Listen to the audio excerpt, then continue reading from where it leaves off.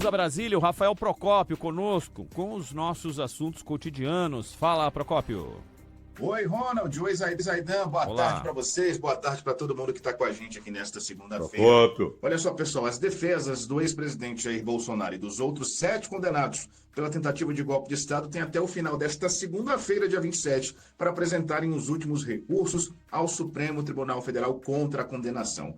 A gente lembra que o prazo de 5 dias foi aberto na semana passada com a publicação do acórdão que trazia as considerações dos ministros que votaram em toda esta questão.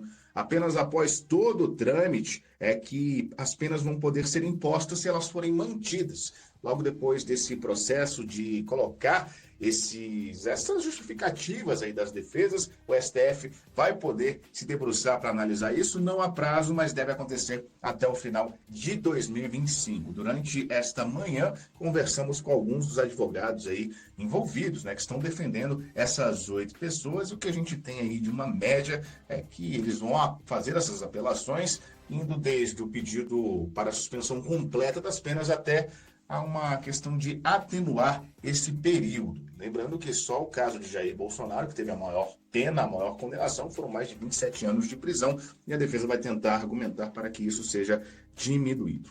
Além disso tudo, pessoal, ainda existe a questão a ser resolvida quanto ao ministro Luiz Fux, que pediu a transferência para a segunda turma do Supremo. Fux, antes de pedir a transferência, a gente lembra, tinha se colocado à disposição para continuar a julgar os casos em que estava escalado ou que era relator, mas esta situação ainda precisa ser definida pelo presidente do Supremo, ministro Edson Fachin. O núcleo que comporta o ex-presidente Bolsonaro foi o primeiro a ter o julgamento finalizado no Supremo e corresponde ao chamado núcleo 1 da denúncia da Procuradoria-Geral da República, que entendeu que essas pessoas foram responsáveis por arquitetar todo o plano de golpe de Estado que culminou com os ataques à sede dos 3 poderes no dia 8 de janeiro de 2023, ou seja, daqui de Brasília a gente segue de olho aí nas alegações das defesas, que tem até o finalzinho dessa segunda-feira para fazer as últimas apelações perante a primeira turma do Supremo Tribunal Federal. Seguimos de olho por aqui, pessoal. Até as defesas sabem que isso não vai mudar, né? Nada no processo. Foi assim em outros julgamentos ao longo da história, dificílimo algum tipo de mudança. As argumentações buscam uma forma de minimizar o dano, uma redução do dano do tamanho da pena. E o calendário é que é o desafio. Quando é que as coisas vão acontecer? Mudança mesmo, não se espera lá grande coisa, né, Zaidan? Não, no Supremo não. No Supremo nada mudará. O Congresso pode tentar alguma coisa e dependendo do resultado da eleição, o próximo presidente pode tentar um indulto, o Congresso pode tentar uma anistia, porque o indulto é um ato que cabe exclusivamente ao presidente da República, a anistia cabe exclusivamente ao Congresso Nacional. Então é aí que pode haver alguma novidade. De resto, se nada disso prosperar, acho que a expectativa especificamente do Jair Bolsonaro, que aí, claro, é uma coisa individual, é que o Supremo admita que o estado de saúde dele, o fato de ter sido presidente da República, e tudo isso deve ser considerado na hora de definir o local de cumprimento da pena, né? Porque há um período que deve ser em regime fechado, mas isso pode ser transformado em prisão domiciliar, dependendo do estado de saúde. Como fizeram com o Fernando Collor, né? Depois de alguns atestados médicos apresentados, com uma série de problemas apontados, houve a decisão do Supremo Tribunal Federal de conceder o direito à prisão domiciliar ao Fernando Collor. Acho que essa é a maior expectativa do Jair Bolsonaro neste momento.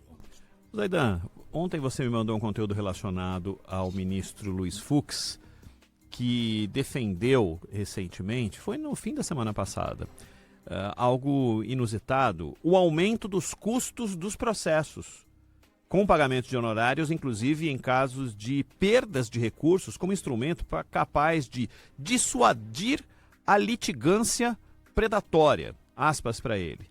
Nos países onde as defesas judiciais são caras, as pessoas não se lançam em aventuras judiciais, disse ele em palestra sobre justiça digital na abertura do 3º dia de um evento, uma feira de negócios jurídicos.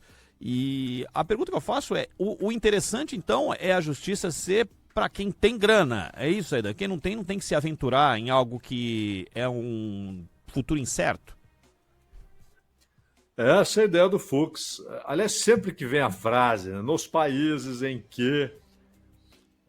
Aí você ouve ou lê coisas do tipo em que a democracia é forte, é sólida, é consolidada, ou então em que o judiciário... Olha,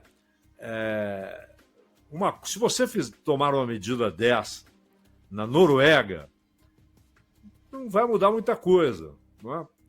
Não vai mudar muita coisa. Então, você vai ter a população com capacidade de pagar esses honorários adicionais em caso de recurso, que é o que defende o Fux. Aqui no Brasil, significa separar ainda mais as castas, né? Dar a elas, não no papel, mas na prática, um direito que os pobres não terão. Então, é claro, para o rico, ele vai pagar. Se ele perder o recurso, ele pagará.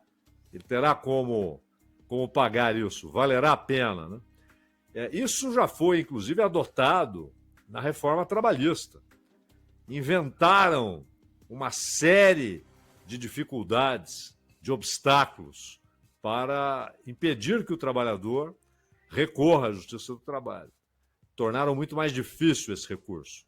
Alguns desses obstáculos foram removidos posteriormente pelo Supremo, embora o Supremo seja hoje uma fonte de aprofundamento, né, dessa reforma terrível para os trabalhadores.